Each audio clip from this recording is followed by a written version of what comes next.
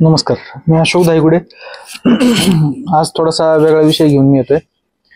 मला इतर वेळेस तसं पाहिलं तर मी माझी सामाजिक कामं आणि कोणाला काय अडचणी आल्या तर त्या संबंधित व्हिडिओ टाकत असतो. पण आज मात्र मी माझ्या वैयक्तिक आयुष्यावरचा व्हिडिओ या ठिकाणी पोस्ट करतोय. गेल्या महिन्यात काही कारणामुळे मला तुरुंगवास भोगावा लागला. तर माझ्या ह्या कहाणीचं हेडिंग आहे, कोठडीतले 6 दिवस आणि तुरुंगातली दुनियादारी. याचं मी पुस्तक सुद्धा लिहिलंय, ते लवकरच प्रकाशित होईल. आणि या गोष्टीसंबंधी मी गेल्याच महिन्यात माझे सहकारी महेश पाटील यांच्या चॅनलला मी मुलाखत दिली होती. त्यांचे 1.5 ते 2.25 लाखांच्या आसपास फॉलोअर्स आहेत, त्यामुळे मी त्यांच्या चॅनलला मुलाखत दिली होती. मात्र काही तांत्रिक अडचणींमुळं त्यांच्या चॅनलवरती मुलाखत प्रसिद्ध होऊ शकली नाही. त्यामुळं मीच हा अनुभव माझ्या फेसबुकच्या माध्यमातून या ठिकाणी प्रकाशित करण्याचा प्रयत्न करतोय. आता महिना उलटून गेलाय, बऱ्याच गोष्टी थोड्याशा विसरल्या देखील असतील, पण पुस्तकाच्या माध्यमातून ज्याला कुणाला अनुभव वाचायचा आहे तो वाचू शकतो. पुस्तक येत्या 8 ते 15 दिवसात प्रकाशित होईल. आणि माझा हेतू जर बघितला, हा व्हिडिओ टाकण्यामागचा माझा हेतू हा अतिशय प्रामाणिक आहे. पहिला हेतू असा आहे की हा व्हिडिओ बघून जी कोणी पोरं गुन्हेगारीच्या नादाला लागत आहेत त्यांनी गुन्हेगारीच्या नादाला लागू नका, हीच माझी विनंती आहे. गुन्हेगारी हे चांगलं क्षेत्र नाही. त्याचबरोबर कुठल्याही राजकारणाचा, कुठल्याही पक्षाचा, मी स्वतःला राजकारणी समजत नाही. मी राजकारणाच्या माध्यमातून जमेल तेवढं समाजकारण करण्याचा प्रयत्न करतोय. त्यामुळे माझी विनंती आहे, राजकारणी हे शिकल्या सवरलेल्या गोरगरिबांच्या पोरांना गुंड बनवण्याचा प्रयत्न करतात. त्यामुळे राजकारण्यांच्या नादाला लागू नका. आपली आपली कामं, धंद्या, नोकऱ्या आणि भविष्य बघा, अशी ह्या व्हिडिओच्या माध्यमातून मी तुम्हाला विनंती करतो. आणि माझ्या या व्हिडिओच्या प्रस्ताविकेला मी सुरुवात करतो. हा व्हिडिओ तसा लांबलचक होईल असं वाटतंय, त्यामुळं आणि ह्या व्हिडिओतून तसं घेण्यासारखं काही नाही. करमणूक म्हणून ज्याला बघायचं आहे त्यांनी बघा, ज्याच्याकडे वेळ आहे त्यांनीच बघा, बघितलाच पाहिजे असा अजिबात आग्रह नाही. मला माझ्या स्वतःबद्दल सांगायला आवडेल. माझं पूर्ण नाव अशोक भगवान धायगुडे. आता माझं चालू वय आहे 40 वर्ष. माझ्या शिक्षणाबद्दल सांगायचं झालं तर माझं BA, B.Ed आणि LLB एवढं शिक्षण झालं आहे. MBA काही कारणामुळे माझं अर्धवट राहिलं आणि मी गेल्या कित्येक वर्षापासून सामाजिक कामात आहे. बऱ्याच लोकांना मी 2016 पासून माझे सहकारी मित्र गौरव जाधव यांच्या माध्यमातून वैद्यकीय मदत मंत्रालयातून मिळवून दिलेली आहे. आणि मी माझ्या व्यवसाय यात सध्या स्थिर सावर झालेलो आहे. माझ्यावर गुन्हा दाखल होता 2023 साली. भारतीय दंडविधान कलम 326, कलम 324, कलम 504 आणि 506. तर अशी कलम 2023 पासून माझ्यावर गुन्हा दाखल आहे. मात्र मी गेल्या 2 वर्षापासून पोलिसांच्या रेकॉर्डला फरार होतो असं पोलिसांचं म्हणणं आहे. पण मी कुठेही फरार नव्हतो. मी याच ठिकाणी होतो. माझ्यावर इतरही काही खटले दाखल आहेत. मी कोर्टाचं कामकाज देखील करतो. त्या निमित्तानं माझं न्यायालयात येणं जाणं सुद्धा होतं. त्यामुळे मी फरार नव्हतो, मी इथंच होतो. प्रत्येक व्यक्तीला आपलं स्वातंत्र्य प्रिय आहे. त्यामुळं जे होईल ते बघून घेऊ ह्या हिशोबाने मी याच ठिकाणी राहत होतो. आणि ज्या प्रकारचे गुन्हे आपल्यावर नोंद झाले ते आपण केलेच नाहीत, त्यामुळे घाबरायचं काही कारण नव्हतं. हे मला पहिल्यापासूनच माहीत होतं. ज्या दिवशी अटक होईल त्या दिवशी होईल असं बघून मी माझं आयुष्य जगत होतो. 2 वर्ष निघून गेली. आणि दिनांक 12 जून 2025 मागच्याच महिन्यात गुरुवार होता. त्या दिवशी दुपारी 2:17 पोलिसांनी मला फोन केला. त्यांनी सांगितलेल्या ठिकाणी मी हजर झालो आणि पोलिसांनी मला ताब्यात घेतलं. आता हा सगळा घटनाक्रम जर बघायचा झाला तर गुन्हा माझ्यावर नोंद झाला ऑगस्ट 2023 मध्ये. त्यानंतर मी अटकपूर्व जामिनासाठी पुणे सत्र न्यायालयात अर्ज दाखल केला. माझा अर्ज फेटाळला गेला. मुंबई उच्च न्यायालयात सुद्धा मी जामिनासाठी अर्ज केला. पण काही लोकांचं सहकार्य मला लाभलं. त्यांनी सांगितलं की नका जाऊ. मी त्यांचं सांगणाऱ्यांचं ऐकलं. आता त्यांची नावं सांगणं मला काही बरं वाटत नाही, त्यामुळं मी काही ती नावं सांगत नाही. त्यांच्या आश्वासनामुळं मी मुंबई उच्च न्यायालयातला अटकपूर्व जामीन माघारी घेतला आणि जे होईल ते होईल बघू अशा हिशोबाने मी आपलं आयुष्य चालतच होतो. मी कुठेही पळून गेलो नाही, कुठे डगमगलो नाही. दिवसामागून दिवस गेले आणि गेल्या 1.5 वर्षापासून मी समाजकारणात असल्या कारणानं सप्टेंबर ते ऑक्टोबर महिन्यात निवडणुका लागतील अशी प्रसारमाध्यमांवर चर्चा ऐकली.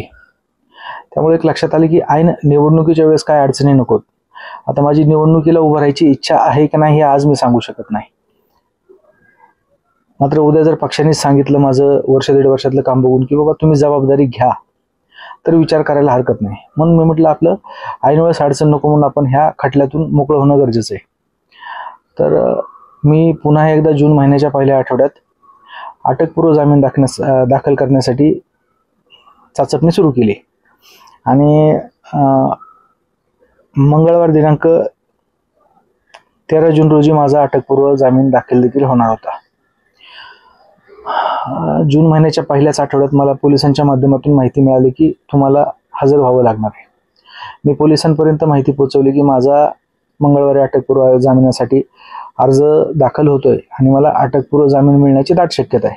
त्यामुळे मंगळवारपर्यंत थांबा.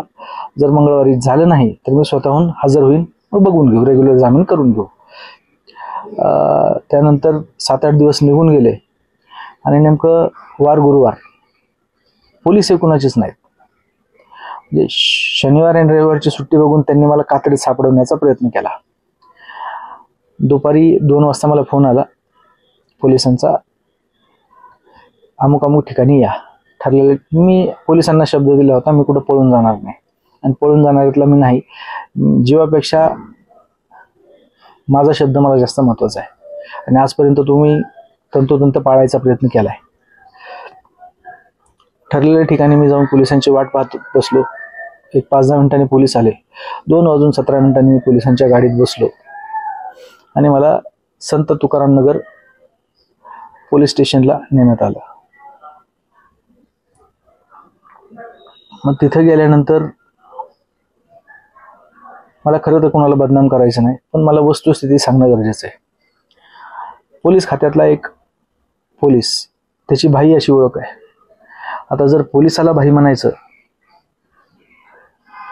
तर चोऱ्यामाऱ्या करणाऱ्याला काय म्हणायचं, भाईगिरी करणाऱ्याला काय म्हणायचं, हा माझ्या पुढे पडलेला प्रश्न होता. तो तुम्हाला पडतो का तुम्ही बघा. तर तो भाई म्हणला तुला आता अटक करावीच लागणार आहे. तर मी त्यांना सांगितलं, विनंती केली, म्हटलं थोडंसं सहकार्य करा मंगळवारपर्यंत. मंगळवारी माझा अटकपूर्व अर्ज दाखल होतोय.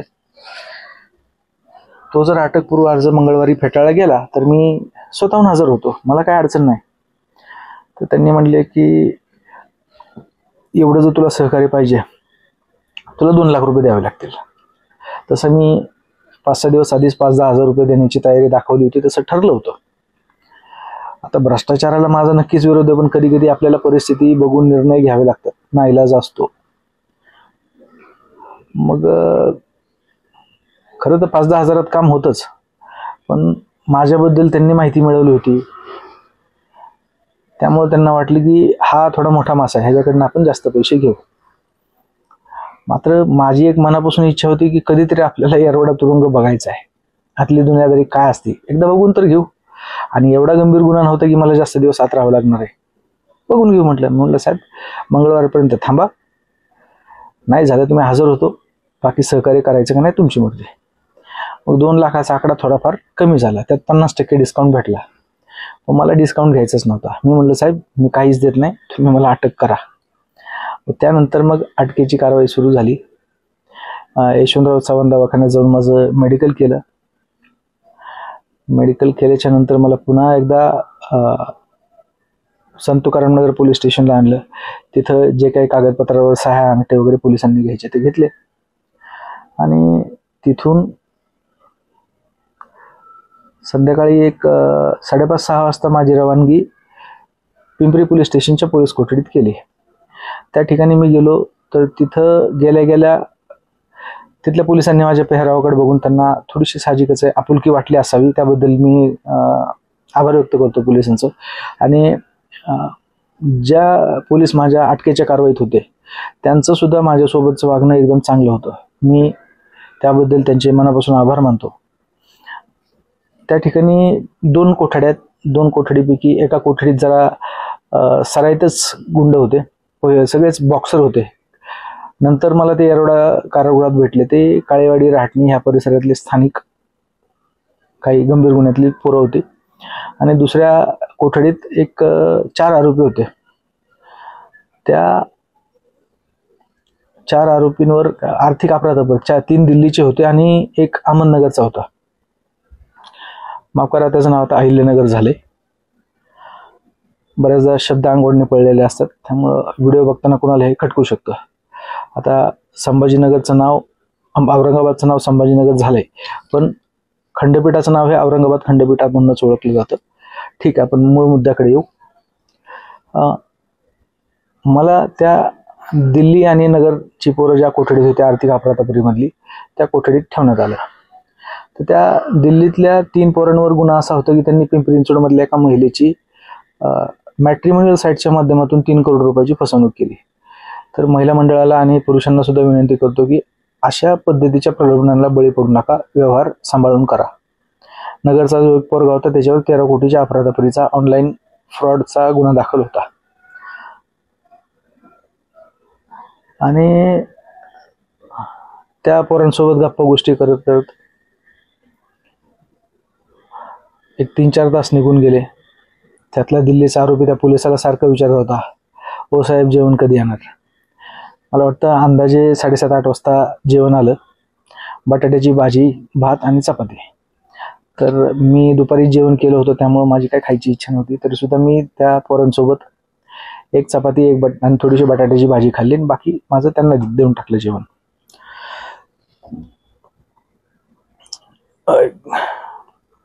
ते झाल्याच्या नंतर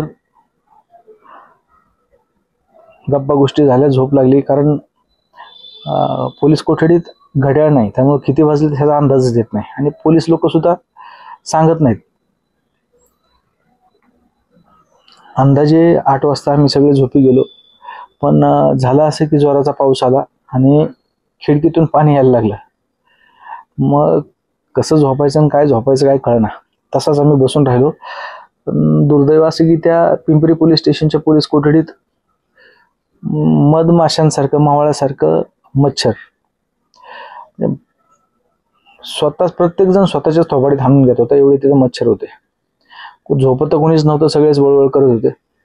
असं करता करता अधूनमधून कुठला तरी पोलीस यायचा, विचारपूस करायचा, हे तू कोण, काय कोण. आणि काय, आपण आरोपी म्हणून कोठडीत असले की तुम्हाला कुणी इज्जत देत नाही, कुणी नीट बोलत नाही. ते सहन करूनच आपल्याला चालायचं असते. कशी बशी 1-अर्धा-पाऊण तास झोप लागली.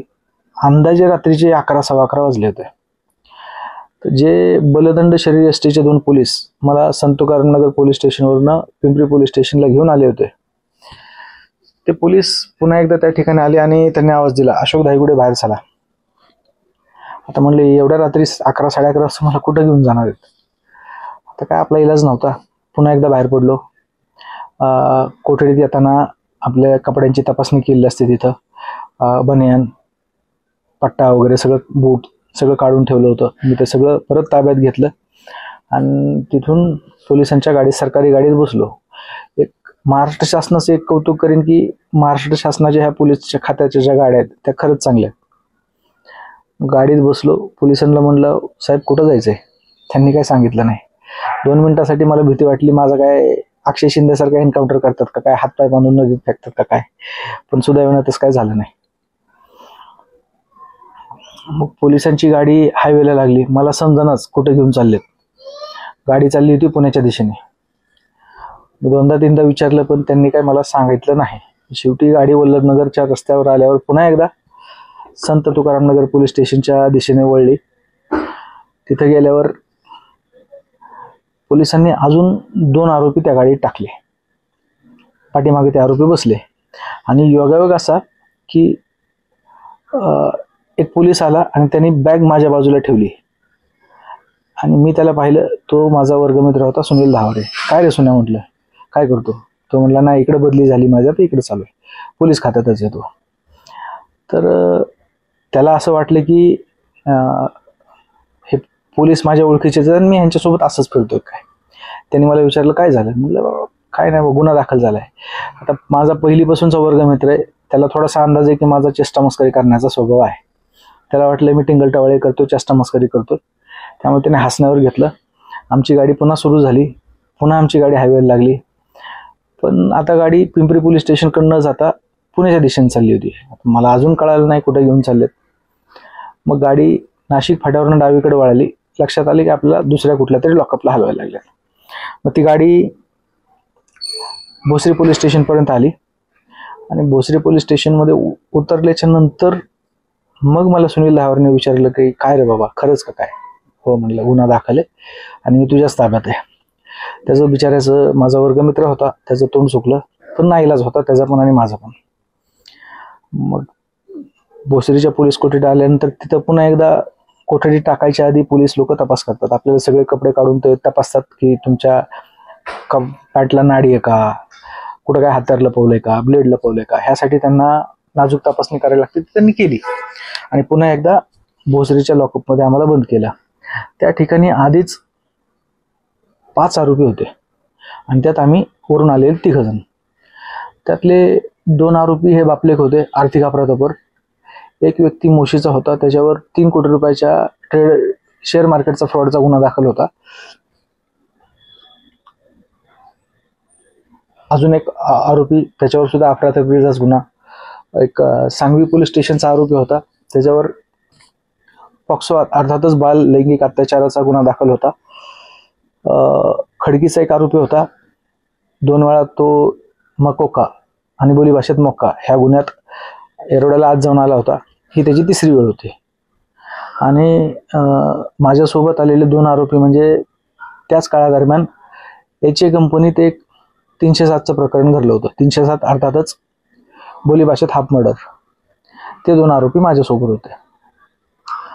तर तिथं कोठडीत गेल्याच्या नंतर आधीच एवढी दाटीवाटी होती, बसायला जागा नव्हती, झोपायला जागा नव्हती. आणि 2 बापलेक जे झोपले होते, पांघरून घेऊन झोपले होते. तिथं पांघरून इतकं घाणेरडं असतं की विचारायची सोय नाही. ते पांघरून घेऊन झोपले होते. तर ह्या 307 मधल्या आरोपींनी त्या बापलेकाच्या अंगावरचं पांघरून घेतलं हिसकावून. आता हे असंच असतं, त्यांनी हिसकावून घेतलं. ते त्यांच्या एक पांघरून उशाला घेतलं आणि एक पांघरायला घेतलं, बाकी कुणालाच पांघरायला नव्हतं. आणि मच्छरांची संख्या मात्र इथं भोसरी पोलीस स्टेशनला दुप्पट झाली होती. पिंपरी पोलीस स्टेशनला अंदाजे 2-2.5 लाख मच्छर असतील, तर इकडं 4.5-5 लाख मच्छर होते. आणि 8 जणांचं मिळून कमीत कमी त्यांनी पावशेर तरी रक्त खाल्लं असेल. पुन्हा एकदा माणसांची आणि मच्छरांची लढाई सुरू झाली. त्यातच उघडं संडास, त्याचा येणारा घाणवास आणि आरोपी तंबाखू खाऊन तिथंच पाचापाच थुकत होते. पण ठीक आहे, आपण त्यांना काही बोलू शकत नाही, ओळखी पाळखीचं नसतं आपल्या. झोप काय लागायला तयार नव्हती. वळवळ बाकीचे सगळे झोपी गेले. मी आपला मांडी घालून बसलो होतो. अजिबात करमत नव्हतं, धडधड होत होती. अंदाजे मला वाटतं 12:30-1च्या आसपास वरिष्ठ पोलीस अधिकाऱ्यांचा राऊंड झाला. आणि तो राऊंड घेत असताना मला थोडंसं छातीत दुखल्यासारखं, जळजळ झाल्यासारखं होत होतं आणि मी बसून छाती चोळत होतो. त्यातल्या एका महिला पोलिसांनी पाहिलं की ह्या व्यक्तीच्या छातीत थोडंसं दुखल्यासारखं वाटतंय. तिने ते तिच्या वरिष्ठांना सांगितलं. वरिष्ठांनी तात्काळ संत तुकारामनगर पोलीस चौकीतून तपासासाठी आलेल्या पोलिसाला बोलून घेतलं. आता तर तो तपासासाठी आलेला पोलीस म्हणजे माझा वर्गमित्र सुनील धावरे. त्यांनी सांगितलं ताबडतोब ह्या पेशंटला, ह्या आरोपीला वायसीएमला हलवा. त्याच पोलिसांनी त्या वरिष्ठ अधिकाऱ्यांच्या गाडीत मला घेतलं. 5 ते 7 मिनिटाच्या आतच त्यांनी मला यशवंतराव चव्हाण दवाखान्यात आणलं. त्या यशवंतराव चव्हाण दवाखान्याच्या गेटवरच माझ्या परिचयाचाच राजू जोगदंड, विठ्ठलनगरमध्येच राहणारा माझाच मित्र आहे, तो होता. त्यांनी मला पाहिलं, काय झालंय, तर माझ्या छातीला हात लावला. मी म्हटलं अरे छातीत दुखतोय. आत गेलो, ECG करायला घेतला. आणि सुदैवानं ECG करणारी पोरगी ही मला ओळखत होती. मी तिला ओळखलं नाही, ती माझ्या लहान भावाच्या वर्गमित्राची बहीण होती. तिने विचारलं, काय रे दादा, काय झालं? आता मी म्हटलं की ही असं बोलते म्हणजे ही आपल्याला ओळखत असावी. म्हटलं, ताई तुला ओळखलं नाही? मग तिने सांगितलं, मी विक्रमची बहीण. विक्रम म्हणजे लहान भावाचा वर्गमित्र विक्रम बनसोडे, त्याची बहीण. बरं, मी अटक झालोय हे माझ्या घरात सोडलं तर मी माझ्या कुठल्या मित्राला पण सांगितलं नव्हतं, घरी पण सांगितलं नव्हतं. कारण मला माहिती हे प्रकरण 1 ते 2 दिवसाचे, कशाला कोणाला सांगायचंय. म्हटलं छाती दुखते, ECG करा. ECG केला. सुदैवाने ECG नॉर्मल आला. पण मला त्रास होत होता आणि थोडंफार मेडिकल फील्डचं ज्ञान असल्यामुळे मी विनंती केली की ट्रॉप्टी करून बघा, जर काही गंभीर असलं. ट्रॉप्टीमध्ये आपल्याला मागच्या काही तासापूर्वी हार्ट अटॅक येऊन गेला का हे कळतं. ट्रॉप्टीचा रिपोर्ट यायला मात्र 2-2.5 तास लागणार होते. ट्रॉप्टीसाठी माझं रक्त घेतलं गेलं, सॅम्पल लॅबला पाठवलं. एक मात्र चांगले की आरोपी म्हणून दवाखान्यात गेलो तर आपल्या तपासण्या ह्या महाराष्ट्र शासनामार्फत मोफत होतात. ह्यात जर बाहेर करायच्या म्हणल्या त्याला नक्की 4-5 हजार रुपये खर्च आहे. एक छोटंसं सलाईन लावण्यात आलं मला. अर्धा-पाऊण तास सलाईन चाललं आणि ते सलाईन चालू असल्यामुळे एका जागेवर पडलेलं असल्यामुळं मला झोप लागली आणि माझ्या बाजूला 2 पोलिसांचा कडक पहारा होता. मी तसंही कुठं पळून जाणार नव्हतो. माझा मित्रच होता एक तर बाजूला आणि नेहमीचे परिचयाचेच संत तुकाराम नगर पोलीस चौकीचे पोलीस कर्मचारी होते. अंदाजे 4:30-5 वाजता ट्रॉप्टीचा रिपोर्ट आला. रिपोर्ट नॉर्मल होता. मला पण बरं वाटलं. पुन्हा एकदा सरकारी गाडीत बसून 5 वाजता पुन्हा एकदा भोसरीच्या लॉकअपला गेलो. सुदैवानं 2-2.5 तासाची माझी यशवंतराव चव्हाण दवाखान्यात झोप झाली होती. लॉकअपला गेल्यानंतर पुन्हा एकदा मच्छरांची नामची लढाई सुरूच. झोप काय लागली नाही, उठूनच बसलो होतो. 7:15 थोडासा खिडकीतून उजेड आला, दिवस उगवला आणि उजेड आल्यानंतर मच्छरांची संख्या कमी झाली. त्यानंतर मात्र थोडीशी झोप लागली आम्हाला. एक 9-9:30 पर्यंत पुन्हा एकदा 2 तास आम्ही सगळे झोपलो आणि उठून गप्पा गोष्टी केल्याच्या नंतर जे आर्थिक अफरातफरीमधले आरोपी होते त्यांनी सांगितले की आज आमची येरवड्यात रवानगी आहे, 10 दिवसाची पोलीस कोठडी झाली. ते त्यांचा परिचय देत होते. मोशीचे आरोपी बोलायला चांगले होते. बापलेक तर काय कोणाला बोलले नाहीत. त्यानंतर मला वाटतं 10-10:30 वाजता त्यांच्या पोलीस स्टेशनचे पोलीस आले आणि त्या आरोपींना घेऊन गेले. अर्थातच त्यांची रवानगी येरवड्याला झाली. त्यानंतर खरी तुरुंग कोठडीतली मजा सुरू झाली. ह्या आरोपींच्या गप्पा गोष्टी सुरू झाल्या. एक पॉक्सोमधला, एक 307 मधला, उरलेले सगळे 307 मधले होते. 307 भारतीय दंडविधान, आत्ताच्या BNS कायद्यातलं मला पण सांगता यायचं नाही. तर मी आपलं विचारपूस सुरू केली, पोरांनो कशाला गुन्हेगारी करता, ह्या नादाला काय करता? तर याच्यामधलं प्रकरणाशी संबंधित अटक असला आरोपी म्हणला, मी M.Com शिकलोय, माझा ह्या गुन्ह्याशी काही संबंध नाही. खरा आरोपीला तर पोलिसांनीच लपवलंय, अर्थात बाईंनी लपवलंय, असं त्या आरोपीचं म्हणणं होतं, माझं नव्हतं. विचारपूस पोलीस त्याला करू शकतात. आणि ह्याला बिचारायला नोकरी लागली होती तरी सुद्धा घटनास्थळी तो अभ्यास करत होता म्हणून त्याला पोलिसांनी तिथून उचललं. दुसरा खडकीतला जो आरोपी होता, याच्या आधी तो संघटित गुन्हेगारीच्या गुन्ह्यासंदर्भात 2 वेळा येरवड्याला राहून आलेला आहे. ही त्याची 3री वेळ होती आणि ही खुकार लोक होती. ह्यांच्या बोलण्यात जाणवत होती की अख्ख्या पुणे जिल्ह्यात ह्यांचं गुन्हेगारी नेटवर्क आहे. प्रत्येक ठिकाणचे भाई आणि गुन्हेगारी क्षेत्रातले लोक ह्यांच्या ओळखीचे आहेत. त्यामुळे ह्या लोकांना समजून सांगण्यात आणि ह्यांना काहीतरी समज देण्यात काय अर्थ नव्हता. एक आरोपी तर त्या ठिकाणचा त्याला खडकीच्या आरोपीला बोलले की बाबा काय रे, कशाला, वय 20-22, त्यामुळं आपल्याला वाटतं की ही पोरं सुधारावीत. त्याला म्हटलं अरे कशाला असलं करतो? तो म्हणला काय नाही काका, म्हणला आम्हाला पण शांत राहायचंय. गावाकडे जरी गेलं ना आणि काय गुन्हा घडला तर ही पोलीस लोक आम्हाला येतात उचलून आणतात. आणि काहीच न करता आत बसण्यापेक्षा करून आत बसलेलं काय वाईट आहे, असं त्यांचं म्हणणं होतं. आता ते बरोबर का चूक हे जास्त त्यांनी ठरवायचंय. मग तो म्हणला की काय केलंय? तर म्हणला काय नाही, 307 केले, आतडीची भाजी करून ह्या पोलिसांना खायला घालायची. आता हसले डायलॉग ऐकल्यावर आपली काय अवस्था होईल सांगा. ठीक आहे, मग त्यांच्या बोलण्याकडे दुर्लक्ष केलं. वेळ निघून गेली. दुपारचे अंदाजे 2-2:15 वाजले, 2 वाजले असतील. ते बलदंद ताकदीचे 2 पोलीस पहिलवान पुन्हा एकदा 2 वाजता भोसरी लॉकअपला आले. मला त्यांनी गाडीत घातलं, संत तुकारामनगर पोलीस स्टेशनला घेऊन आले.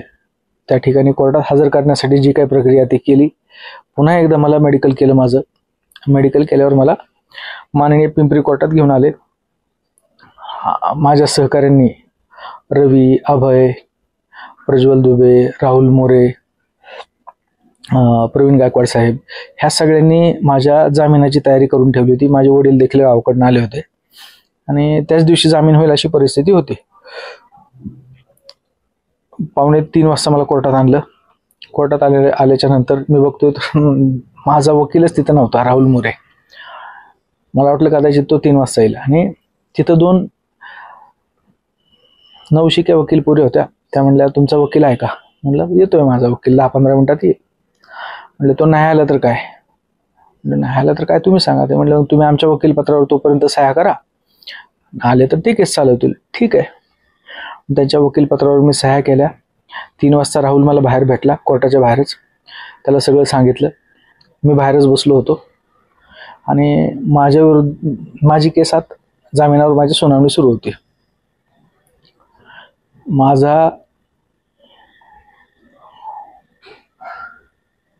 खरं तर मी बाहेर आणि आत काय चालले मला कल्पना नव्हती. माझी बाजू कोण म्हणते ही सुद्धा मला कल्पना नव्हती. पोलिसांनी माझी 14 दिवसांची कोठडी मागितली होती. न्यायालयाने त्यांची मागणी फेटाळली आणि मला न्यायालयीन कोठडी सुनावली. 14 दिवसांची न्यायालयीन कोठडी सुनावली 26 जूनपर्यंतची. मग त्यानंतर लगेच जामीन अर्ज वर माझ्या सह्या झाल्या होत्या. मला वाटलं की लगेच जामीन होईल का काय, पण पोलीस मला लगेच त्यांच्यासोबत घेऊन गेले कोर्टाच्या बाहेर. मला वाटलं 1 तासाभरात माझी जर जामीन झाला तर मला इथूनच घरी जाता येईल. मग पोलीस कोर्टाच्या बाहेर आले. आमच्याच ओळखीचे बाबासाहेब वाघमारे त्यांच्या रिक्षात मी बसलो आणि रिक्षाने आम्ही संत तुकारामनगर पोलीस स्टेशनला आलो. तिथं पुन्हा मग हात काळे करून, हाताला पूर्ण काळं लावून, कागदावर ठसे उमटून सगळं प्रक्रिया पार पाडली आणि आम्हाला कुठल्या परिस्थितीत पोलिसांना 5 वाजायच्या आधी येरवडा कारागृहाच्या गेटपर्यंत नेऊन सोडायचं होतं. 3 पोलीस कर्मचारी आणि आम्ही 3 आरोपी, मी आणि HAच्या प्रकरणातले 307 मधले 2 आरोपी, अशा आम्हाला तिघांना गाडीत घातलं. आमची गाडी संत तुकारामनगरवरून येरवड्याच्या दिशेने निघाली. खरं तर आम्ही 3 आरोपींनी सकाळपासून काहीच खाल्लं नव्हतं. आम्हाला पाणी सुद्धा भेटलं नव्हतं. भूक लागली होती. त्या 307च्या आरोपीच्या नातेवाईकांनी त्याला काही समोसा आणि जिलेबी दिली होती जाता जाता गाडीत. त्या पोराने थोडीशी जिलेबी दिली, थोडा समोसा खाल्ला आणि सुदैवानं माझ्या बाजूला बसलेल्या एका पोलीस कर्मचाऱ्याचा डबा उरला होता. तो उरलेला डबा त्या पोलिसांनी मला खायला दिला. मला बरं वाटलं. 5 वाजायच्या आधीच आमची गाडी येरवडा पोलीस स्टेशनला पोहोचली. तिथं पोहोचल्यावर लक्षात आलं की सोबत कपडेच नाहीत, फक्त अंगावरचेच कपडे आहेत. तिथं 2-3 दिवस जर राहायचं म्हणलं तर कपडे लागणार आणि त्या पोलिसांनी सांगितले की बूट आत सोडत नाहीत. माझ्याकडे चप्पल पण नाही आणि कपडे पण नाही, अशी माझी परिस्थिती झाली. म्हटलं आता करायचं काय? बरं पैसे पण नाहीत. आत येरवडा कारागृहात कॅन्टीन आहे. पाठीमागचे जे आरोपी होते ते अनुभवी होते, ते सगळं सांगत होते आत काय असतं, कसं असतं. मग जे होईल ते होईल, बघू म्हटलं. पण मला सुदैवानं त्या शेजारच्या पोलिसांना खर्चायला 500 रुपये स्वतः जवळचे दिले. मी ते ठेवून घेतले आणि आमच्या पुढच्या एक गाडी त्या दिवशी पुणे जिल्ह्याच्या कानाकोपऱ्यातनं बरेच आरोपी त्या ठिकाणी आले होते. एक आरोपी आत चौकशी करून सोडत होते आणि तेवढ्यात एकदम जोराचा पाऊस सुरू झाला. पाऊस इतका भयंकर होता की विचारायची सोय नाही. आणि त्यातच नवीन कारागृह पोलिसांची काही भरती झाली होती, महिला पोलिसांची. त्यांना तपासणी करून आत सोडण्यात येतो. त्यामुळं कारागृह पोलिसांनी आमच्या पोलिसांना सूचना दिली की अजून तुम्हाला 2 ते 3 तास तरी लागणार आहेत. मग मी अभय आणि रवीला फोन केला आणि सांगितलं की माझे कपडे आणि चप्पल घेऊन या. ते बिचारे कसे बसे धावत पळत 8 वाजेपर्यंत तिथं कपडे आणि चप्पल घेऊन पोहोचले. माझा बूट मी त्यांच्या ताब्यात दिला. त्यांनी 2 टी-शर्ट आणि 2 ट्रॅक पॅन्ट एवढं मला आणून दिलं.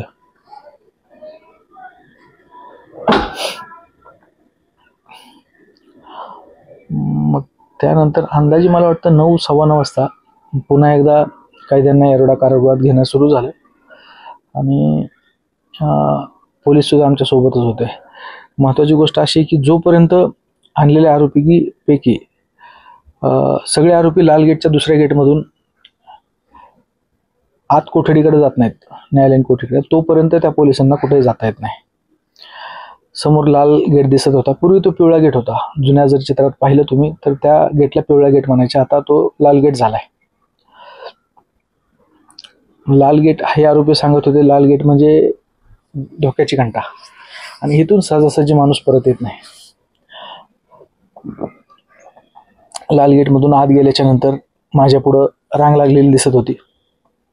आत गेल्या गेल्या तुम्हाला अंगावरचं शर्ट काढायचं, हातात ठेवायचंय.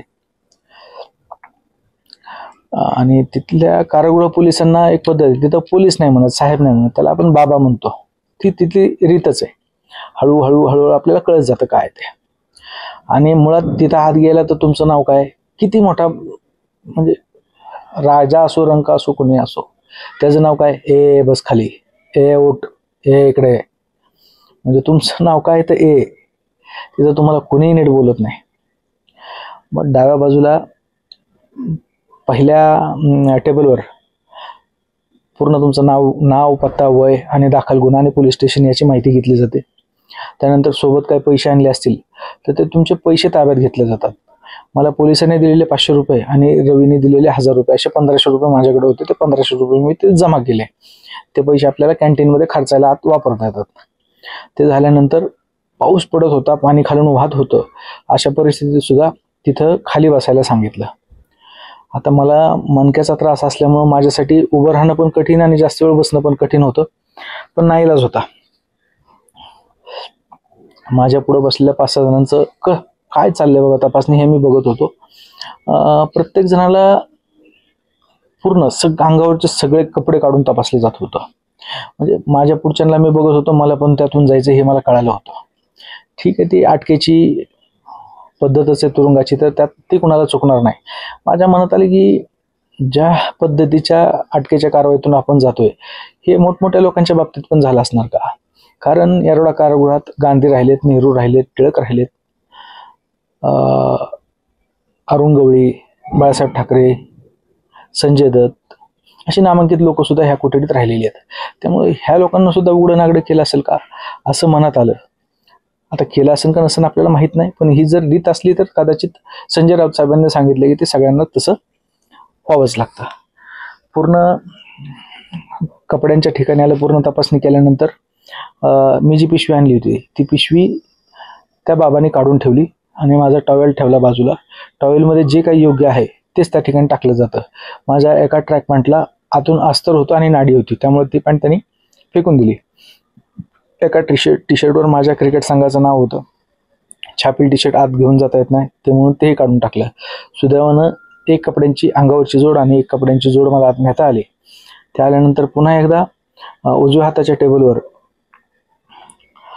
पूर्ण नाव, पोलीस स्टेशन सगळं घेतल्याच्या नंतर तिथे आपल्याला एक कैदी क्रमांक मिळतो. कैदी म्हणजे तुमची तुरुंगातली आयडेंटिटी.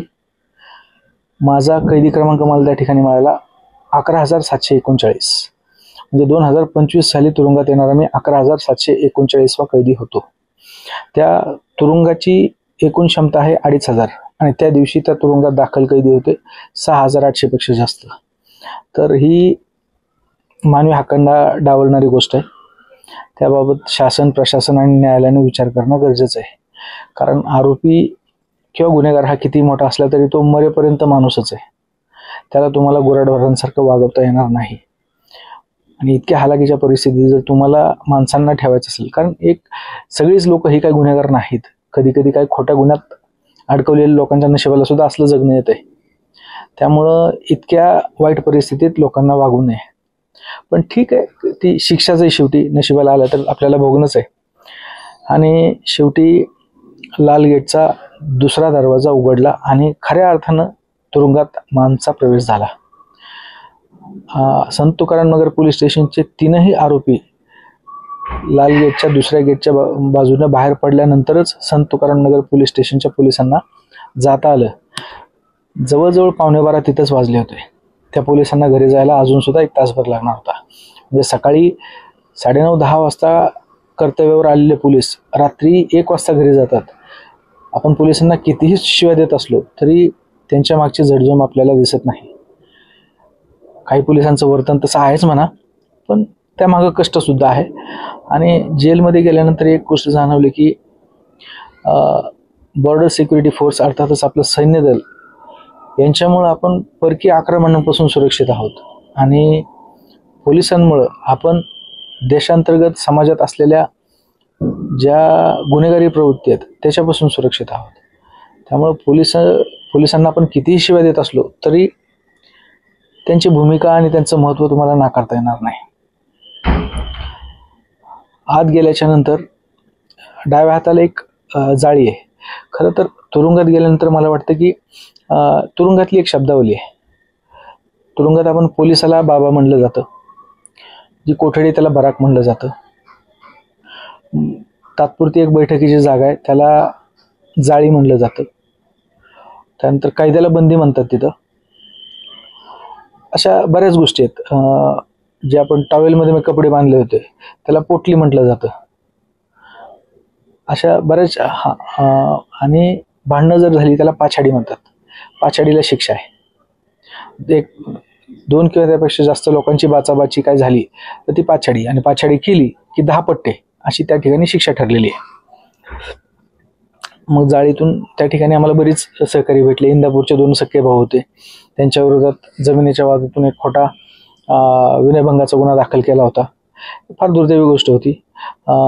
एक खडकीतलाच होता, तो गेल्या 8-10 वर्षापासून लिव्ह इन रिलेशनशिपमध्ये राहतोय ना. त्या महिलेचं लग्न झालं नाही, ह्याचं लग्न झालंय.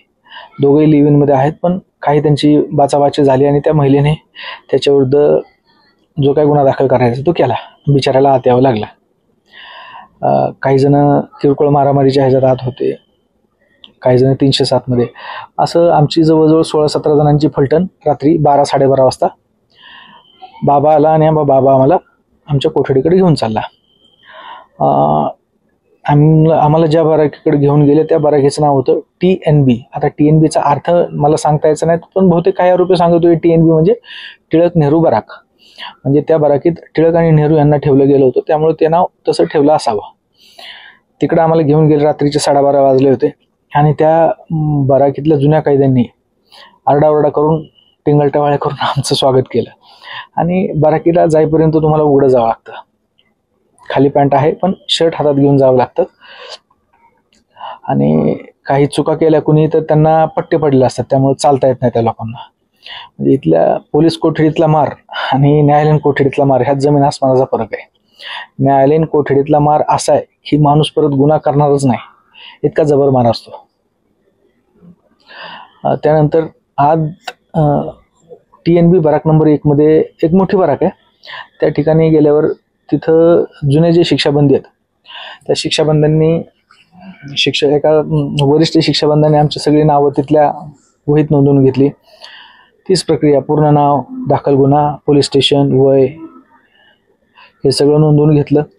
आणि 12:30 वाजून गेले होते तरी सुद्धा आमच्यासाठी जेवण राखीव ठेवलं होतं. आम्ही नवीन आलेल्या आरोपींनी थोडंफार जेवण करून घेतलं. त्या जुन्या बंधांनी ताटं दिली, ती ताटं खाऊन व्यवस्थित धुवून ठेवली आम्ही. तिथे एक एकदम सडपातळ कैदी होता. 302चा आरोपी होता, शिक्षा भोगत होतो. त्याच्यावर तिथल्या शिस्तीची जबाबदारी होती. त्यांनी आम्हाला सूचना द्यायला सुरुवात केली. त्यांनी बोलून घेतलं, दाखवलं. तिथं आपली जुनी नाणी जशी असायची मोरी तशा पद्धतीची 3 संडासं होती. त्याला कुठलं दार नाही, काय नाही, 3 फुटाची संडासं उघडीच. तर त्यांनी सांगितलं की तिथं एकूण 6 संडास आहेत. त्यांनी सांगितलं की ही उजव्या बाजूची 2 आहेत ती संडासं वापरायची, त्यातलं एक लघवीसाठी वापरायचं. उजव्या हाताची जी आहेत त्यापैकी एक भांडी धुवायला वापरायचं, एक ब्रश करायला वापरायचं आणि एक त्यांच्या कायद्यासाठी असतं, तिकडं दुसऱ्या कोणी जायचं नाही. अशा सूचना दिल्या. पाण्याचा वापर जो 1 लिटरचा जग असतो त्याला मग्गा म्हणतात. तिथं एकच मग्गा वापरायचा, एकापेक्षा जास्त वापरायचा नाही. पाणी प्यायचं झालं तर निळ्या रंगाचा मग्गा, एक लोखंडी ड्रम ठेवला होता, त्यातनंच पाणी घ्यायचं आणि ते पाणी प्यायचं. अशा पद्धतीच्या सगळ्या सूचना दिल्या. आणि कोणाला सूचना कळायला नाही, चुकीचं वागलं तर त्याला पट्टा पडणार हे सुद्धा सांगितलं होतं. खाऊन पिऊन झाल्यानंतर आता झोपायची तयारी होती आणि खरी शिक्षेची सुरुवात आता होणार होती. एक 6 बाय अंदाजे 20 फूट 6 फूट बाय 20 फूट रुंदीची एक पट्टी खाली हातरली आणि त्याच्यावर झोपायला सुरुवात केली. झोपणं कसं तर एका आरोपीचं जर हे तोंड आणि हे पाय पकडलं तर दुसऱ्या आरोपीचे असे, म्हणजे इकडं डोकं आणि इकडं हे डोकं हे पाय, अशा पद्धतीने कैची पद्धतीचं झोपणं. एक इथ्यापेक्षा जास्त जागा नव्हती. तर अशा पद्धतीने सगळ्यांना झोपवलं गेलं. आता तिथं तुम्ही कोण आहे, किती श्रीमंत आहे, किती जाड आहे, किती लुकडे, काहीही घेणं देणं नाही. आता माझ्या बाजूलाच एक जो आरोपी होता तो 200 कोटी रुपयाचा घोटाळा करून आता आला होता. आता जो 200 कोटीचा घोटाळा करतो, विचार करा त्याची आर्थिक परिस्थिती किती चांगली, पण त्या दिवशी त्याला एका अंगावर झोपावं लागलं. दुसऱ्या बाजूला जो आरोपी होता तो अलिबागचा होता. मारहाणीच्या गुन्ह्यात तो अटक झाला होता. तर हाल काय असतं हे त्या ठिकाणी आपल्याला कळतं. आता कशी बशी आपल्याला दिवस काढायचे कैदीत, आपण काय करणार. मग खरी गंमत झाली. पण एक कैदी प्रेमाळ पण आहेत बरं का, म्हणजे सगळ्याच कैद्यांना नावं ठेवता येत नाही. एक तासभर झाल्यानंतर 2 जुन्याच कैद्यांनी मिळून आमच्या अंगावर पांघरून टाकले. पांघरून काय तर हीच पट्टी जी खाली टाकली तशीच पट्टी, 6 बाय 20 फुटाची पट्टी, एक पांघरून जवळजवळ 10 ते 12 लोकांमध्ये. आता त्यात गडबड अशी की मी कमी उंचीचा, माझ्या शेजारी माझ्यापेक्षा जास्त उंचीचा कैदी. तर त्या कैद्याच्या पायाला थंडी वाजते, त्यामुळे तो पायाने पांघरून ढकलत होता, ते माझ्या गळ्याला लाटत होतं. ठीक आहे, आपल्याला दिवस काढणंच होतं. कैद्यांची संख्या बघितली आणि लक्षात आले की जवळपास तिथं 200 लोक आहेत आणि इथं संडासं 3च आहेत. सकाळी काय परिस्थिती ह्याची काही कल्पनाच नव्हती, कारण त्यावेळेस बाहेर सुद्धा संडासांची व्यवस्था आहे ह्याची मला कल्पना नव्हती. मला काय कुणाला नवीन आलेल्या लोकांना ती कल्पना नव्हती. त्या कल्पनेने झोप लागना, त्यामुळं 2:30-3:15 मी उठलो आणि आपला सकाळचा कार्यक्रम करून मोकळा झालो, म्हणजे नंतर टेन्शन नको. ब्रश पण केला आणि पुन्हा झोपी गेलो. 5:30 वाजता ठरल्याप्रमाणे तिथली शिस्त आहे, उठावंच लागतं. 5:30ला मी उठलो, सगळेच उठलो आम्ही. जो बिछाना होता त्या बिछाण्याच्या गाड्या घातल्या, एकदम व्यवस्थित जसं तसं ठेवून दिलं. त्यानंतर संजय दत्तचा आवाज आला. रेडिओ होते, तर रेडिओवर संध्याकाळी सकाळी कसं काय असा काहीतरी आवाज होता त्याचा, संजय दत्तचा. त्यानंतर मग राष्ट्रगीत झालं. राष्ट्रगीत झाल्यानंतर पुन्हा एकदा कैद्यांची गिनती, म्हणजे कोठडीत किती कैदी आहेत हे दररोज दिवसातनं 3 वेळा मोजलं जातं.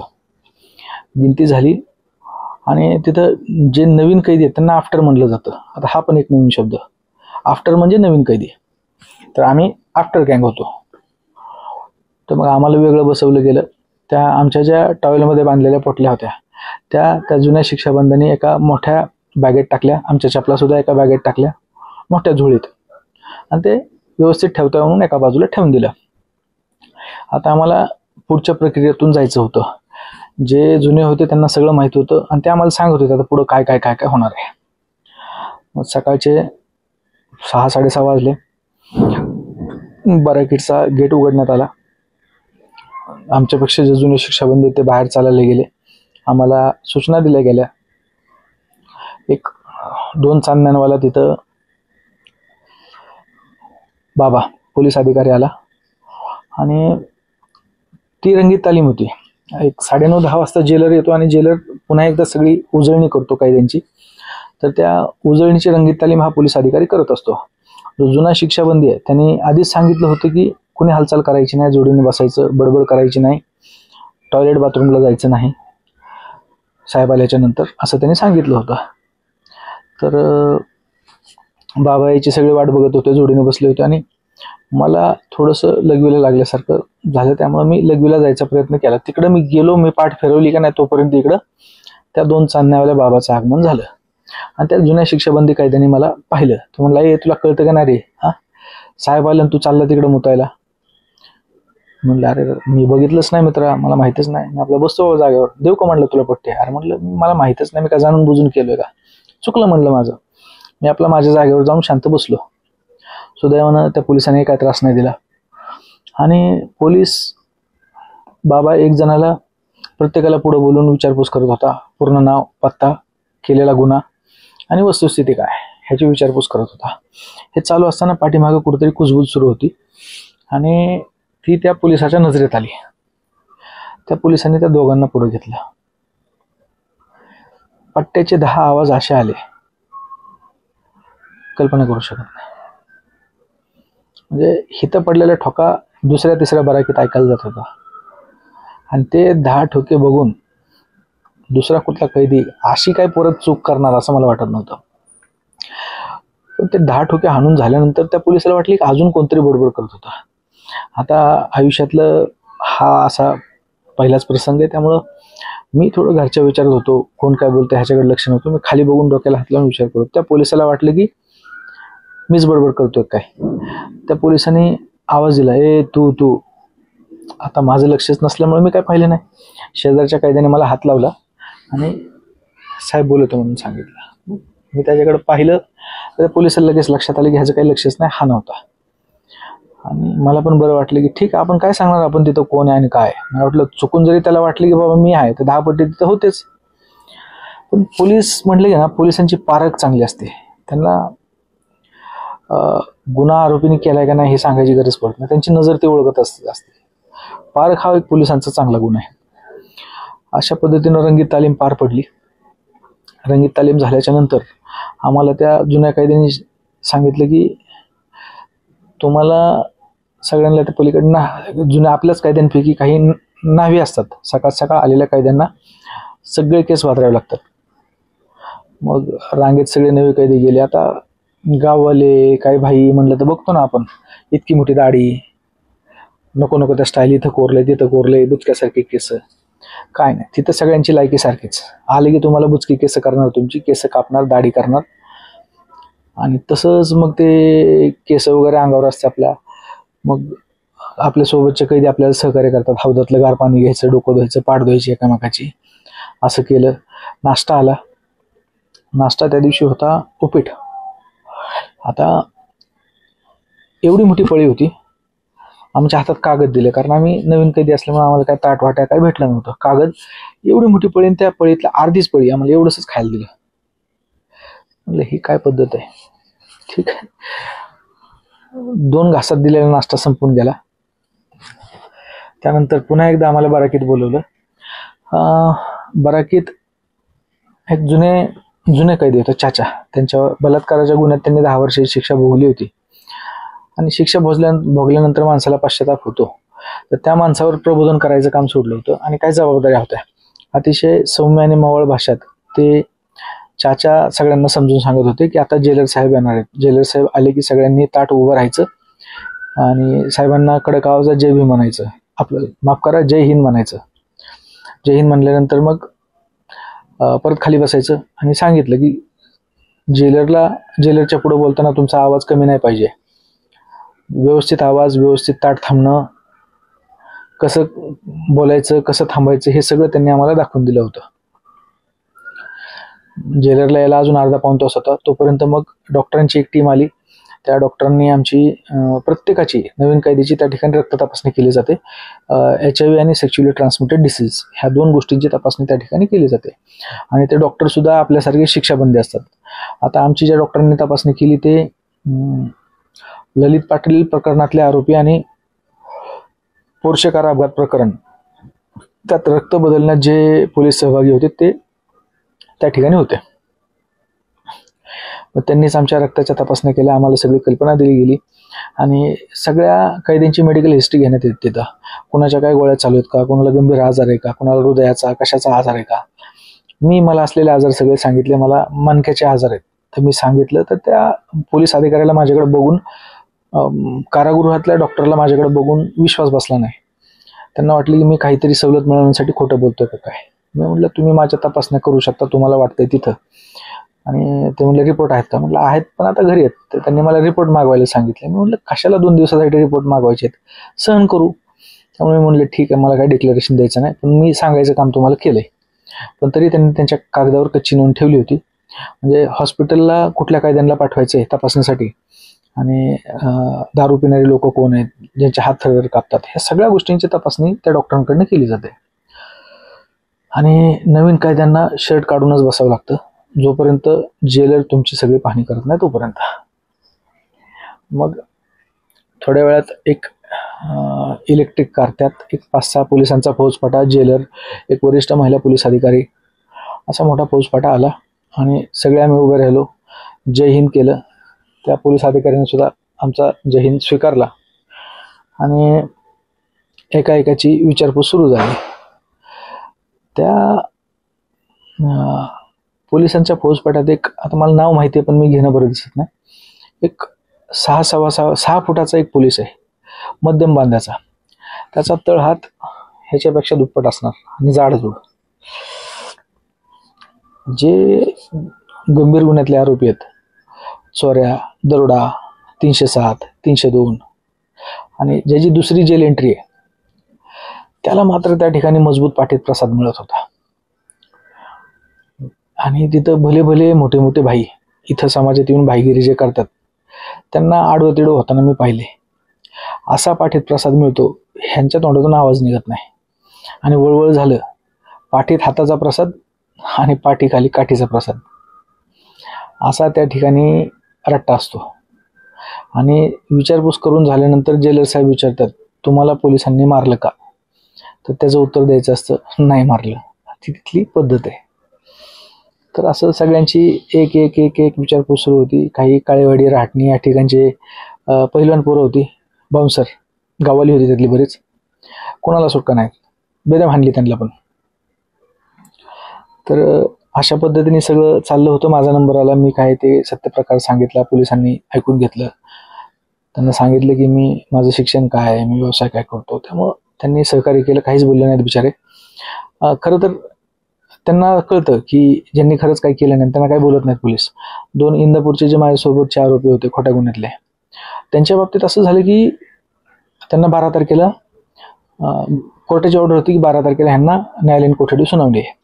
मात्र झालं काय, ते इंदापूरहून आले होते, त्यांना येता येता 11 वाजले आणि त्यांच्या नावाची नोंद होता होता रात्रीचे 12 वाजून गेले, 12:30 पावणे 1 वाजले. त्यामुळं त्याच्यावर तारीख झाली 13. त्यामुळे एक धावत पळत महिला पोलीस आली आणि म्हटली की तुम्ही काल कुठं होता? तर ती म्हटली की जर तुम्हाला 12 तारखेला न्यायालयीन कोठडी सुनावली तर तुम्ही काल होता कुठं? तुम्हाला जर काय झालं असतं त्याची जबाबदारी कोण घेणार? म्हणजे रेकॉर्डला 12 तारखेला ते आरोपी न्यायालयात आहेत, पण आले 13 तारखेला. आता ते सगळं झालं कशामुळं? रात्रीचे 12 वाजून गेल्यामुळं. त्या सगळ्या गोष्टींचा खुलासा झाल्यानंतर ती महिला पोलीस निघून गेली. त्या 2 आरोपींनी बिचाऱ्यांनी काहीच केलं नव्हतं, पण त्यांच्यावर 354चा गुन्हा दाखल होता. 354 म्हणजे विनयभंग. अशी कितीतरी आरोपी हे महिलांच्या खोट्या गुन्ह्यात त्या ठिकाणी अडकलेले दिसून आले. त्यामुळं महिला भगिनींनी विचार करावा, तुम्ही ज्याच्यावर आरोप करता तो कोणाचा तरी बाप आहे, कोणाचा तरी भाऊ आहे, कोणाचा तरी नवरा आहे, असे खोटे आरोप करू नका. तुमच्याच बाबतीत झालं तर कसं होईल? विचार केला पाहिजे ह्या गुन्ह्यांचा. आणि पोलीस प्रशासन, शासन आणि न्याय व्यवस्थेला सुद्धा कळतं की खरंच काय झालंय, थोडीशी चौकशी तरी करा. महिलांचा कायद्याचा दुरुपयोग करण्याचं प्रमाण फार वाढलंय. मग हे सगळं झाल्याच्या नंतर पोलिसांनी इतकी बडवली लोक. आता काय की बऱ्याच लोकांना वाटतं की आत काय मारत नाहीत. आता आज जर मारत नाहीत तर मग त्यांनी तिथलं माहितीच्या अधिकारात CCTV फुटेज मागवावं, मग कळते काय ते. मारत नाहीत तर मग पोलीस स्टेशनला आणि न्यायालयीन कोठडीत पट्टा कशासाठी असतोय? का गुदगुल्या करायला असतो का पट्टा? असं झाल्याच्या नंतर पुन्हा एकदा बराकीच्या बाहेर आम्ही तासभर फिरलो, आंघोळ्या केल्या, कपडे धुतले. त्यानंतर मग जेवण आलं, 12 वाजता जेवण आलं. सगळ्यांना जुन्याच काय त्यांनी आम्हाला ताटं वाट्या दिले, त्यात एका ताटात तिघं जेवलो आम्ही. ही एक चांगली गोष्ट की जेलमध्ये तुम्हाला आहे ना जातपात बघताच येत नाही. समोर तुमच्या जो आहे ओळखी पाळखीचा नसतो त्याच्या ताटात तुम्हाला जेवावंच लागतंय. तिथं नकरा करून चालत नाही आणि मनात पण येत नाही जात विचारावी म्हणून. आम्ही हडपसरचे जे 3-4 कैदी होते त्यांच्यासोबत बसून मस्त जेवलो, गप्पा गोष्टी झाल्या, प्रेमळ. एकाच दिवसात नवीन मित्र भेटले की काय असं झालं. जेवण झाल्याच्या नंतर पुन्हा एकदा जो जुना शिक्षाबंदी कैदी आहे तो एक डायरी घेऊन आला. त्या डायरीत तो हिशोब घेत होता. हिशोब कसला तर जे गेटवर 1500 रुपये किंवा जे कोणी जे पैसे जमा केलेत त्याचा तो विचारत होता की तुम्हाला हे पैसे गेटवर जमा केलेले कॅन्टीनच्या खर्चाला टाकायचेत का, टाकायचे तर त्यातले ह्या महिन्यासाठी किती टाकायचेत, असं ते एकंदरीत होतं. आणि तो सांगत होता की ज्यांना वाटते की मी 5-6 दिवसात सुटू शकतो त्या लोकांनी कॅन्टीनला पैसे टाकू नका, कारण कॅन्टीनला पैसे टाकायचं म्हटलं तरी 1-5-6 दिवस लागतात, त्यामुळे नका टाकू. एवढे चांगले सल्ले ते पोरं देत होते. त्यामुळे मी 3-4 दिवसात जामीन होणार ह्याचा अंदाज असल्यामुळे मी काय ते पैसे कॅन्टीनला टाकले नाहीत. मग ते त्या पुस्तकावर सगळ्या सह्या झाल्याच्या नंतर आम्हाला ज्या कैद्यांनी त्यांच्या वैद्यकीय अडचणी सांगितल्या होत्या त्यांना सचिन शिंदे नावाचा एक जुना कैदी होता, चांगला पोरगा होता, तो आम्हाला दवाखान्यात घेऊन गेला. हात कारागृहात एक दवाखाना आहे, त्या दवाखान्यात घेऊन गेला. तिथं औषधं दिली सगळ्यांना, कोणाला रक्तदाबाच्या गोळ्या आहेत, कोणाचं काय थायरॉइडच्या आहेत, पेन किलर, मल्टीविटॅमिन अशा गोळ्या. खरं तर तिथला जो डॉक्टर आहे तो तुमचं ऐकत पण नाही, तोंडाकडे बघतो आणि गोळ्या देतो, निम्म्या कायद्यांना सारख्याच गोळ्या देतो. तिथं तुम्हाला कोणी नीट बोलत नाही. मी तिथं सांगितलं की मला थोडंसं अशक्त वाटायला लागले. तिथला पोलीस लगेच म्हणला कुणाला अशक्त वाटते, त्याने ऐकलं नव्हतं. ज्याला अशक्त वाटतंय त्याला घेऊन इकडे 2 पट्टे देतो म्हणला. म्हणलं नको यांच्या नादाला लागायला, आपलं 2 दिवस राहायचे, कशाला उगाच नको ते धंदे करायचे. पुन्हा आम्ही जागेवर आलो. आता आमच्याकडे वेळ रिकामा होता. आम्हाला त्या जुन्या कैद्याने काय सांगितलं,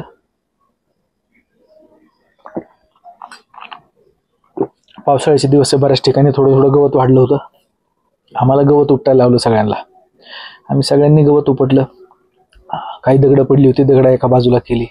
तर करणंच आहे, आनंदाने केलं ते. माझ्यासोबत 400-500 कोटी कमवणारी लोक जर गवत उपटत होते तर आपलं काय, केलं काम.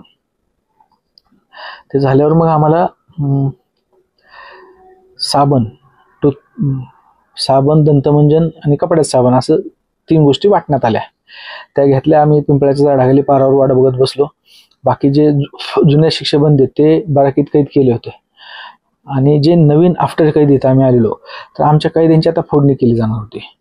जेलर आपल्याला सगळं विचारत असतो की तुझ्या इथं कुणी ऑपोजिट पार्टी म्हणजे दुश्मनी असलेले लोक कुठं आहेत का एरडा कारागृहात, म्हणजे सोबत ठेवलं जात नाही धोक्याचा विचार करून. आणि इथं मैत्री झालेली असते त्यामुळे लोक वेगवेगळ्या बराकीत पाठवले जातात. तिथं बऱ्याच बराकी आहेत, किती मला अंदाज नाही पण बऱ्यातच. तर माझ्या सोबतचे जेवढे कैदी काल अटक झालेले होते त्यातले मी आणि माझ्यासोबतचा अजून एक जण, आम्ही दोघं सोडलं, 3 जण. एक 200 कोटीचा आरोपी पण पलीकडच्या बराकीत ठेवला होता. आम्ही फक्त 3 जण आम्हाला TNB बराकीत ठेवलं. मात्र बराक बदलली. पहिल्या दिवशी मी बराक नंबर 8ला होतो, मला बराक नंबर 6ला पाठवलं गेलं. सुदैवानं तिथं दुपारी 3ला नितीन हरी वेताळ, त्याचं नाव नंतर माहीत झालं, पण तो पोरगा होता एकदम ताकदवान बलदंड शरीर असतेचा आणि एकदम ठेक्यात सावकाश बोलणारा पोरगा होता. मला प्रेमळ वाटला पोरगा. म्हणजे त्याच्याबद्दलची माहिती अशी की 2200 रुपयाच्या दरोड्याच्या गुन्ह्यात गेल्या 5 वर्ष झाली तो हात आहे. आणि योगायोगानं मला बाहेर आल्यावर कळालं की त्याने ज्या व्यक्तीवर दरोडा टाकला होता तो व्यक्ती माझ्याच परिसरात विठ्ठलनगर नेहरूनगरमध्ये राहणार आहे. ओळखीचा नाही, बापू सुदाम काटे. मी बऱ्याच जणांना विचारपूस केली की असं कोणी राहतंय का, पण मला तसं काही आढळलं नाही, पण तो ह्याच परिसरातला माणूस आहे. नितीन घेऊन गेला. त्याने त्याच्या बाजूला मला माझं बिछाना ठेवायला जागा दिली. बिछाना इतका फाटका आणि घाणेरडा होता की विचारायची सोय नाही. सगळी केस होती त्याला. मग जुने सहकारी तिथे भेटत गेले.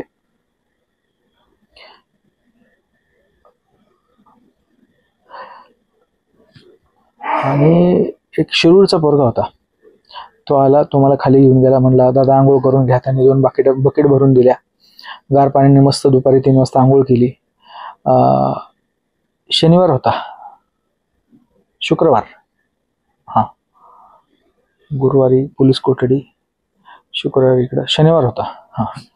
शनिवारी काळा चहा आला, गुळाचा मस्त चहा होता. ग्लास भरून चहा घेतला, आराम केला. आणि संध्याकाळी आता तिथं 6-6 लोकांची हंडी करतो. हंडी म्हणजे काय, जेवणासाठी एक 5-6 लोकांचा ग्रुप.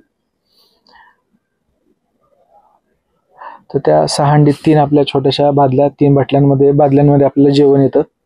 ते नंतर ताटवाट्यांमध्ये घेऊन खायचं आपलं. तर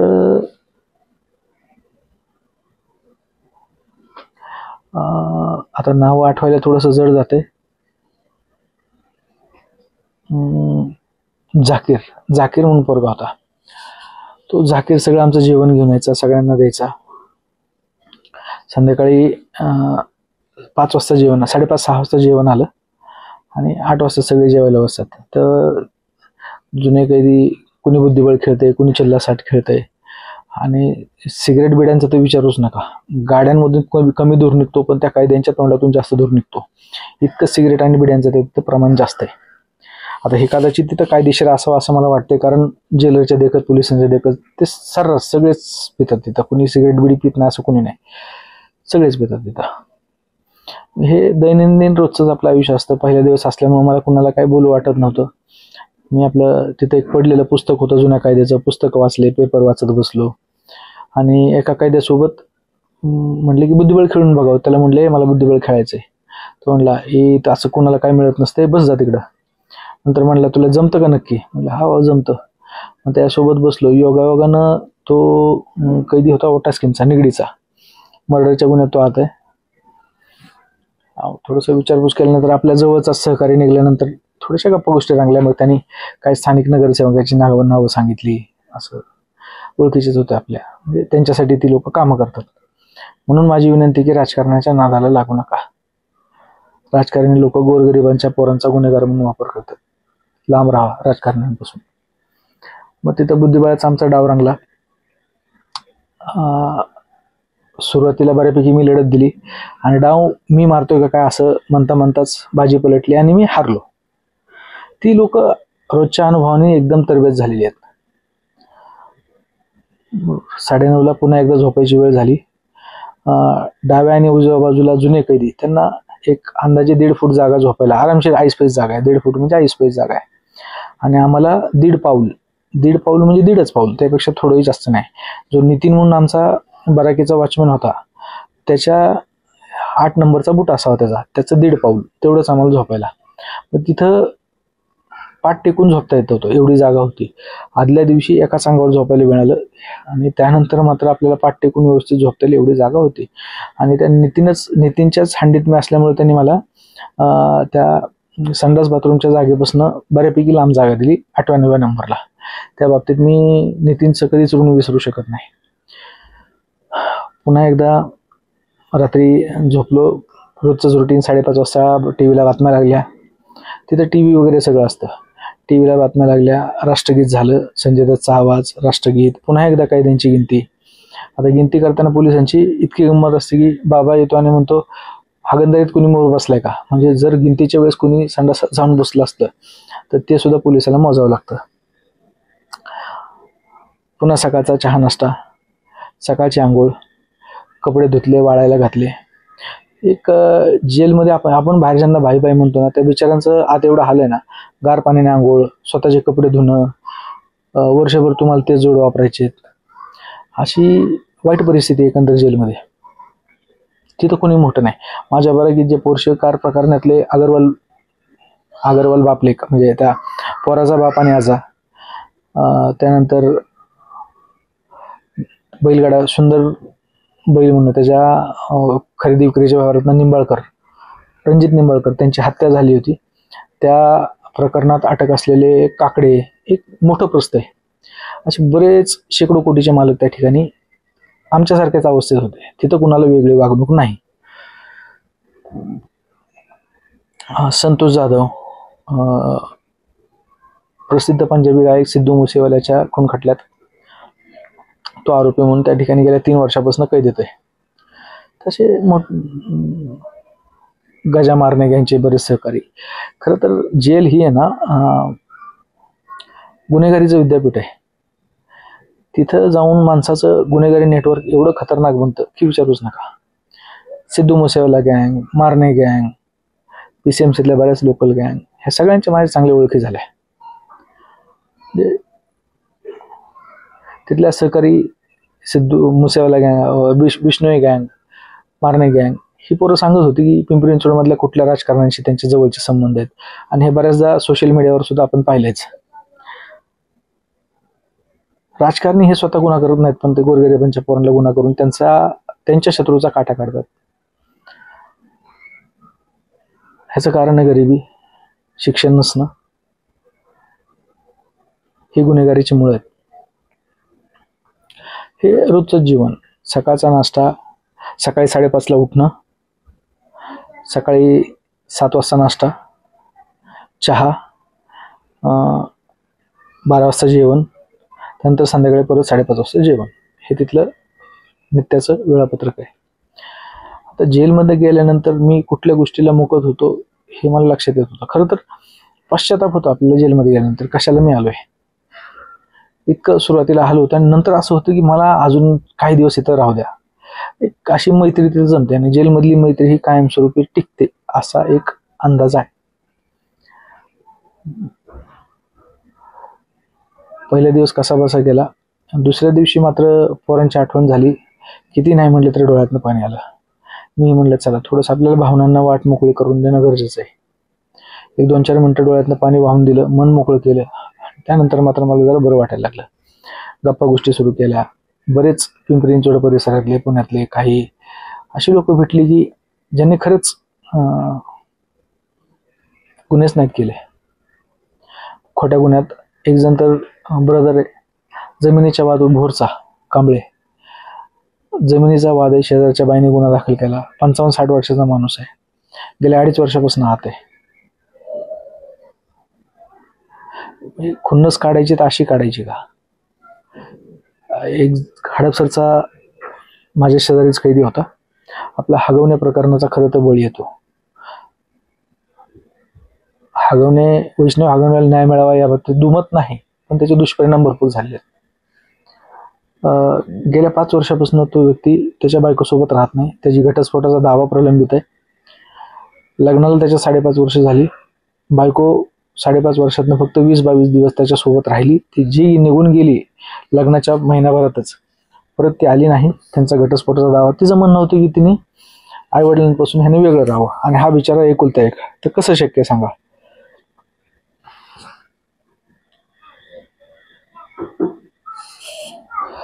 कसं शक्य आहे सांगा? त्या पोरीचा तिच्या भावासोबत काहीतरी वाद झाला आणि तिने तिच्या राहत्या घरी आत्महत्या केली आणि हुंडाबळीच्या गुन्ह्यात ह्याला आत टाकले. काय म्हणायचं आहे काय त्याला? स्वारगेटला एक प्रकरण घडलं होतं. गाडीखाली एक महिला चेंगरली.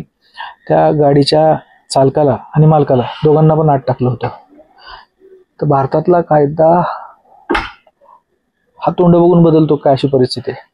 आता गेल्याच आपण 8-15 दिवसापूर्वीचं प्रकरण जर पाहिलं तर आमदार सुरेश धसाच्या पोराने एकाला उडवलं नगर रोडला. सुरेश धसच्या पोराला अटक नाही केलं, मग गरीबालाच का अटक केलं? मला दार लाव रे. हा असा आपला कायदा आहे. बावनकुळेच्या पोराने एकाला उडवलं, तिथं अटक केलं का त्याला? नाही केलं. म्हणजे कायद्याचा फास फक्त गरिबांनाच आहे. आमदार, खासदार, मंत्री, संत्री यांच्यासाठी कायदाच नाही, अशी आपली परिस्थिती आहे. ठीक आहे.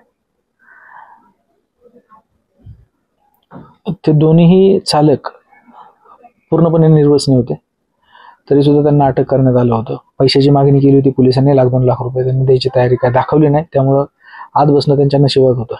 आणि जो काबड कष्ट करून महिन्याला 50-60 हजार कमवतो त्यांनी का लाख रुपये द्यायचे पोलिसांना? तिथे दार लाव बाळा, पलीकडे जा,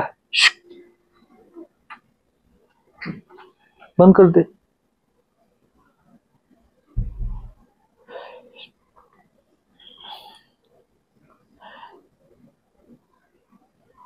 सांगा कसं करायचं? कायदा आहे का सगळ्यांना सारखा? तर अजिबात नाही.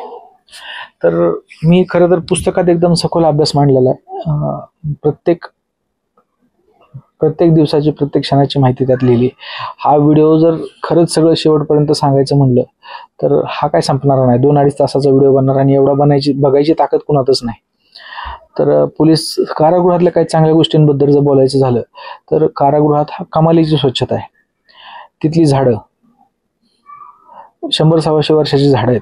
त्या झाडांखाली टिळक, नेहरू, गांधी अशी लोक राहिलेली आहेत. आपला मोठा वारसा आहे.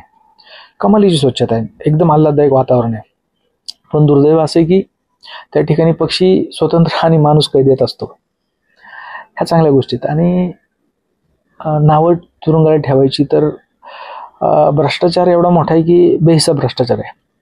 तिथं एखाद्या कायद्याला जर घरून पैसे मागवायचे झाले तर चिठ्ठी सिस्टीम आहे. तुम्ही तिथल्या बाबाला तुमच्या घरच्या नातेवाईकांचा नंबर द्यायचा, तो बाबा काय सिस्टीम आता माहीत नाही, तो तुमच्या घरच्यांना सांगतो अशोक भगवान धायगुडे 2000 रुपये पाठवणे. आपल्या घरचे 2000 रुपये त्यांनी दिलेल्या QR कोडवर किंवा गुगल पेवर पाठवणार. त्या 2000 रुपयातले 1000 रुपयेच तुमच्या कॅन्टीनला येणार, 1000 रुपये हे पोलीस खातात. ही वस्तुस्थिती आहे. तिथं सिगरेट, बिड्या आणि गांजा पण मिळतो अशी चर्चा आहे. सिगरेट बिड्या तर उघड मिळतं, पण गांजा काही ठराविक लोकांना मिळतो अशी चर्चा. काही ठिकाणी गांजाची झाडं लागलेली तुम्हाला दिसून येतात. अशी तिथली परिस्थिती आहे. काय खरं काय खोटं ते आता जाऊन बघावं ज्याला बघायचं त्याने. आता जाता जाता सुटकेचा थोडासा प्रसंग सांगणं गरजेचं आहे. सोमवारी मला वाटलं की माझा जामीन होईल, पण सोमवारी काय जामीन झाला नाही. आणि दुपारी 3 वाजता सोमवारी मला वाटलं की बाबा आज जामीन होऊ नये, कारण कैद्यांसोबत मैत्री झाली होती. किरण गायकवाड, संतोष जाधव, बरेच असे चांगल्या गप्पा गोष्टी रंगल्या होत्या आमच्या. काय माहिती अजून 1-2 दिवस थांबून ह्यांच्यासोबत राहून दुनियादारीची बरीच माहिती घ्यावं असं वाटत होतं. त्यामुळे वाटलं की आज जामीन होऊन, आणि देवाने माझं ऐकलं. सोमवारी माझे जामीन झाले याची मला खबरच आली नाही. बरं झालं म्हटलं. मग ती रात्र काढली. मंगळवारी सकाळी 8 वाजता स्पीकरकडे कान लावून बसलो. 8:15 कानावर आवाज पडला, अशोक भगवान धायगुडे, अशोक भगवान धायगुडे, जामीन झालेले आरोपी अशोक भगवान धायगुडे, अशोक भगवान धायगुडे, असं 2दा तुमचं नाव ते चालू होतं. नाव ऐकलं, बरं वाटलं. आता जामीन झालाय म्हणल्यानंतर सगळ्या सहकाऱ्यांना मी भेटायला सुरुवात केली. जवळजवळ 15-20 लोकांची खास ओळख झाली होती. प्रत्येकाला भेटलो, प्रत्येकाशी गप्पा गोष्टी केल्या, आणि बाहेर कधी आलात तर चांगलं भेटू असं सांगून आपलं तिथनं रजा घ्यायला सुरुवात केली. बिछाना माझा घेतला, बिछाना पेटीवर जमा केला. पेटी म्हणजे सुरक्षा चौकी. जर 2 कायद्यांमध्ये काय वाद झाला, भांडणतंटा झाला तर त्या पेटीवर नेऊन 10 ठोके दिले जातात. अशी ती पेटी असते. त्या पेटीवर सगळं जमा केलं. नेमकं बाहेर पडायच्या वेळेस असं मला दिसलं की जेलर चाललाय. सकाळी 10 वाजता जेलर चालला म्हटल्यानंतर त्या पेटीवरच्या कैद्यांनी सांगितले खाली बस, खाली बस. म्हटलं का नाही म्हटले, खाली बस नाही तर 10 पट्टे पडतील, जेलर चाललाय. तिथली रिवाज आहे, जेलर चाललं की पोलिसांनी उभं राहायचं आणि कैद्यांनी सगळ्यांनी खाली बसायचं मुटकून.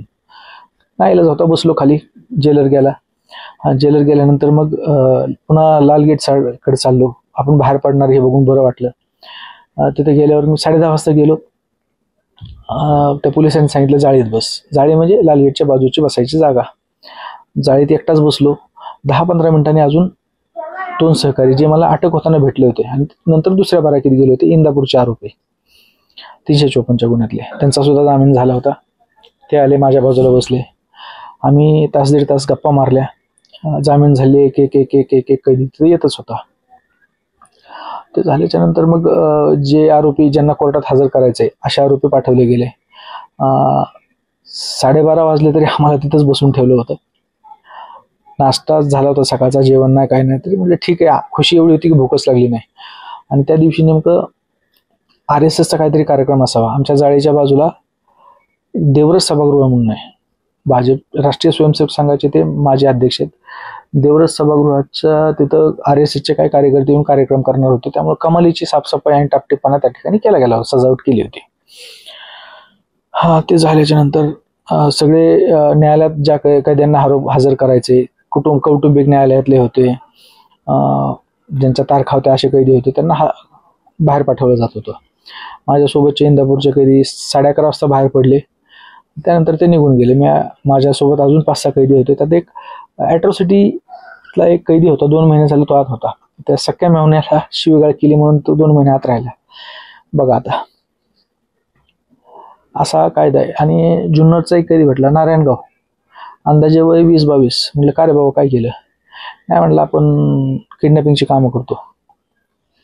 काय असेल तर सांगा म्हटला. 10 लाखात मर्डर, 5 लाखात किडनॅपिंग.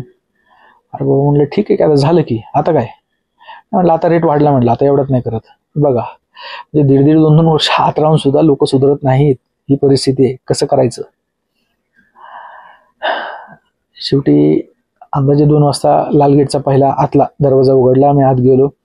पुन्हा एकदा इनामदार म्हणून एक अधिकारी होता, त्यांनी आमची सगळी माहिती घेतली, किती पैसे होते, काय पैसे होते जमा करताना. म्हणजे एखाद्याने 1000 रुपये घेतले, त्यातले 500 खर्च झाले तर 500 उरले, असं त्याला परत दिले पाहिजेत. माझे 1500 रुपये होते, त्यातला 1 रुपया पण मी वापरला नव्हता. म्हटलं चला हे 1500 रुपये आपल्याला कुठंतरी वापरात येतील. तिथं वही असते, तर वहीवर त्या पोलिसांनी लिहिलं अशोक भगवान धायगुडे 1500 रुपये परत दिले. माझ्या देखत 500च्या 3 नोटा म्हटल्या खाड खाड खाड, आणि देताना माझ्या हातात 2च दिल्या. म्हटलं साहेब हे 1000च आहेत. तो बिचारा पोलीस एवढ्या कॉमेडी टोनमध्ये म्हटला ना, ए बाबा राहू दे ना पोलिसाला 500 रुपये. तर मला हसू आलं. म्हटलं ठीक आहे जाऊ द्या, कुठं ताप करता. ते झाले की एक बऱ्यापैकी वयस्कर पोलीस होता, सिव्हिलमधला. तो पोलीस होता का नाही मला माहीत नाही, पण भिकारचोट होता. तो येऊन सगळ्यांची साध्या कागदावर नावं घेतली, कुठलं पोलीस स्टेशन काय. जुने कैदी सांगत होते की हा बाहेर गेल्यावर 200 रुपये 100 रुपये 500 रुपये जे देईल तो घेतो. ठीक आहे म्हटलं बघू. नंतर सगळे सोपस्कार पाडल्यानंतर बाहेर पडलो, लाल गेटचा दुसऱ्या गेटच्या बाहेर. तिथं बाहेर पडलो की लगेच तो आज जो सिव्हिलमधला पोलीस भिकारचोट आला होता, तो एका कोपऱ्यात घेऊन गेला, ज्या ठिकाणी CCTV कॅमेरा नाही, उजव्या बाजूला पत्रे लावले तिथं, त्या ठिकाणी घेऊन गेला. प्रत्येकाकडनं 200 500 200 500 जो देईल तो घेत होता, आणि सांगत होतं की दुसऱ्या दिवशी तुम्हाला तुमच्या पोलीस स्टेशनमधून फोन येईल, तिथं एक 500 रुपये द्या. तिथं त्याला 500 रुपये दिले. नाईलाज असतो, आपल्याला माहिती आहे की बाबा हा भ्रष्टाचार आहे, पण नाईलाज असतो, तुम्ही काय करू शकत नाही. त्याला 500 दिले आणि मी गेटच्या बाहेर आलो. गेटच्या बाहेर आलो तरी पिढा तिथं संपली नव्हती. अभय रवी सकाळपासून माझी वाट बघत होते. मला 2:30 वाजले दुपारचे. मग मला बघितलं की रवीचा पोरगा हर्षद, माझ्या मुला एवढाच 5.5-6 वर्षाचा, मला बघून तो पळत आला माझ्याकडे. झालं काय होतं, पाऊस येतो म्हणून अभयनी फोन चार्जिंगला गाडीतच लावला होता आणि हर्षदला गाडीत बसवला होता. त्याला सांगितलं होतं की गाडीतच बस, खाली उतरू नको. हर्षद जसा माझ्याकडे पळत आला तशी गाडी लॉक झाली, चावी गाडीलाच. आता म्हणलं ही काय पिढा मागे लागली. चावी आत, पाऊस जोरात येतोय. शेवटी एक रिक्षा केली आणि 1500 रुपयातले 1000 रुपये ते संपले होते. आतल्या पोलिसांनी 500, बाहेरच्या पोलिसांनी 500 घेतले, जवळ 500 रुपये उरलेत. एक रिक्षा केली, विश्रांतवाडीला गेलो, तिथून चावीवाला बोलवला. चावीवाला बोलून गाडीचं कुलूप उघडलं, त्या चावीवाला 500 रुपये दिले. खिसा मोकळा झाला. रवीच्या खिशात 200-400 रुपये होते. घराकडे निघालो. आता बाहेर पडलो होतो 5-6 दिवसानंतर कोठडीतनं, तर वाटली की बाबा काहीतरी खावं. तिथे एक महिला जांभळं विकत होती, 50 रुपयाची जांभळं घेतली, खाल्ली, मनाला बरं वाटलं. आरशात स्वतःचं तोंड पाहिलं. 5 दिवस आरशात तोंड बघायला मिळालं नव्हतं. तर केस अशा पद्धतीने कापली होती जशी काय मेंढरं भादरलेत का काय. त्यानंतर घरी पोचता पोचता म्हणले हे काय बरं दिसत नाही. जवळच्या सलूनमध्ये गेलो, केस जरा बऱ्यापैकी कापली. मग घरी आलो, आंघोळ केली, तुरुंगातले कपडे अभयकडे दिले आणि सांगितलं की हे कुठल्या तरी गरजू व्यक्तीला देऊन टाक. ते झाल्यानंतर हडपसरला एक संध्याकाळी व्यावसायिक मिटिंग होती. संध्याकाळी 7 वाजता हडपसरला गेलो, व्यावसायिक मिटिंग केली. रात्री 12 वाजता घरी आलो. दुसऱ्या दिवशी सकाळी ज्या गोष्टीला सगळ्यात जास्त मी मिस केलं, माझं पावसाळी क्रिकेट. सकाळी उठून 7 वाजता HAच्या मैदानात क्रिकेट खेळायला गेलो. तिथं कुणालाच माहीत नव्हतं माझ्या बाबतीत काय झाले, आणि मी पण काय दाखवून नाही दिलं. सुनील चौधरी नावाचा माझा सहकारी पोलीस आहे, जो आमच्यासोबत बऱ्याच वर्षापासून क्रिकेट खेळतो, त्याला कल्पना होती. मी का ते गुन्हे शाखेत असल्यामुळे त्यांना कदाचित तिकडनं तुरुंगातून सुटलेल्या कायद्यांची माहिती मिळते. त्यांना सांगितलं काय झाले ते. मस्त क्रिकेट खेळलो, घरी आलो तर फोनवर 2 मिस्ड कॉल येऊन गेले होते. फोन माझा घरीच होता. पिंपरी पोलीस स्टेशनच्या पोलिसाचा फोन होता. त्या पोलिसाला मी परत कॉल बॅक केला. एवढा मगरूर होता तो की मला त्याचा राग आला. म्हटलं ह्या पोलिसांनी आपल्याला एवढा त्रास दिलाय, ह्याला घोडाच लावायचा, ह्याला अँटी करप्शनमध्ये टाकायचा. कारण मला आधीच सांगितलं होतं त्या भिकारचोट पोलिसांनी, मी इथं कुठल्याही पोलिसाचा अपमान करीत नाही. कारण जो पैसे घेतोय वरबाडून, त्याला म्हणायचं तरी काय. इथं मी पोलीस खात्याचा, पोलीस प्रशासनाचा कुठे अपमान करत नाही. म्हणजे जर तुम्ही वर्दी घालून असले धंदे करणार असेल तर तुम्हाला दुसरं काय म्हणायचं. मग म्हटलं आता ह्याला धंद्यालाच लावायचा. मी अँटी करप्शनला फोन पण केला. म्हटलं असं आहे, मग संध्याकाळी जर मी पैसे त्याला दिले तर आपल्याला ट्रॅप लावायचा आहे. 500च्या जागी मी 5000 द्यायला तयार आहे. पण कदाचित त्या बिचाराचं नशीब.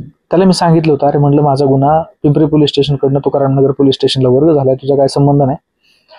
तर मला म्हटलं की तू आता पोलिसाला शिकवायला लागला का, सांगतो तेवढं करा इकडे. ठीक आहे, मी गेलो. 6 वाजता तिकडे गेलो, तासभर वाट पाहिली. 7-7:30ला त्याला भेटलो आणि माझ्या चेहऱ्यावरचे हावभाव बघूनच त्याला कळालं की बाबा हे काय साधं गणित दिसत नाही. तो म्हणला, बाबा तुझा गुन्हा इथं नाही, तू रामनगर पोलीस स्टेशनला जा. तिथं खाडे नावाचे पोलीस होते, त्यांना भेटायला सांगितलं. दुसऱ्या दिवशी त्यांना भेटलो. मला वाटतं पालखी होती त्या दिवशी, 2 दिवस पालखीचा बंदोबस्त होता. त्यांनी सांगितलं 2 दिवस थांबा, आपण परवा दिवशी तुम्हाला फोन करतो, भेटू. ठीक आहे म्हणून सांगितलं. त्यांनी सांगितलेल्या वेळी मी 5 वाजता गेलो. त्यांना भेटलो. जे काय त्यांना लिहून घ्यायचं, मी काय वाचलं नाही, काय नाही, ते कुणाला वाचायला देत नाही. सही केली. DCP ऑफिसला माझ्याच गाडीत त्या पोलिसांसोबत गेलो. तिथं कागदपत्र जमा केली. त्यांनी सांगितलं दुसऱ्या दिवशी 4 वाजता येऊन इथं 2 जामीनदार घेऊन या आणि सह्या कर. ठीक आहे म्हणून सांगितलं. दुसऱ्या दिवशी गेलो. त्या DCP ऑफिसच्या पोरांनी 4 वाजता हाकलून लावलं, जा म्हणले, लय नंबर आज नका येऊ. मग दुसऱ्या दिवशी एक अँटी करप्शनचा कार्यक्रम होता. मी अँटी करप्शनची एक कार्यक्रम लावण्यासाठी पुण्यात गेलो होतो. तर मला 4:30-5 वाजता खाडे पोलिसाचा फोन आला की तुम्ही इथं हजर व्हा. त्यांना सांगितलं मी काय अँटी करप्शन लावलो, असं काम आहे. ते म्हणले ते नंतर करा, तुम्ही आधी इथं या, कारण विषय अवघड होतोय. मी मग मेट्रो पकडून तसंच आलो आणि हजर झालो तिथं. जामिनाची कागदपत्र जमा केली आणि आता वाटलं की सुटका झाली. आता पोलिसांचं आणि न्याय व्यवस्थेचं काम राहिलं. जे होईल ते होईल. आपण गुन्हा केलाच नाही तर आपल्याला शिक्षा व्हायचा संबंधच येत नाही. ह्यातनं एक सांगायचं की पोलीस कोठड्यांपेक्षा न्यायालयीन कोठडी या रोडा जेली 100% बरंच आहे. ह्या यंत्रणा सुधारण्यासाठी मला असं वाटतं की गुन्हा केला असो काय नसो काय, वर्षातनं एक दिवस प्रत्येक पोलीस अधिकारी, प्रत्येक न्यायाधीश आणि प्रत्येक मंत्री जर एक दिवस येरवडा जेलमध्ये राहून आला तर निश्चित आत काय भानगडी चालतात हे सगळ्यांना कळणार आहे आणि ह्या सगळ्या गोष्टी बाहेर येणार आहेत. तर हा लांबणारा व्हिडिओ मी इथं आटोपता घेतोय.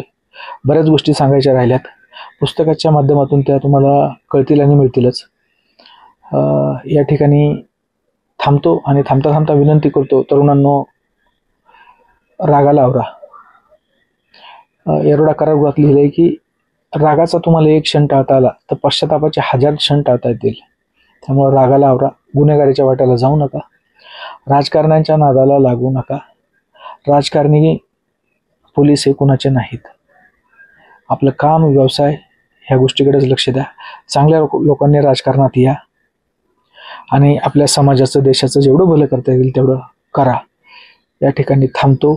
आपली रजा घेतो. सामाजिक कामाच्या संदर्भात भेटतच राहू. धन्यवाद.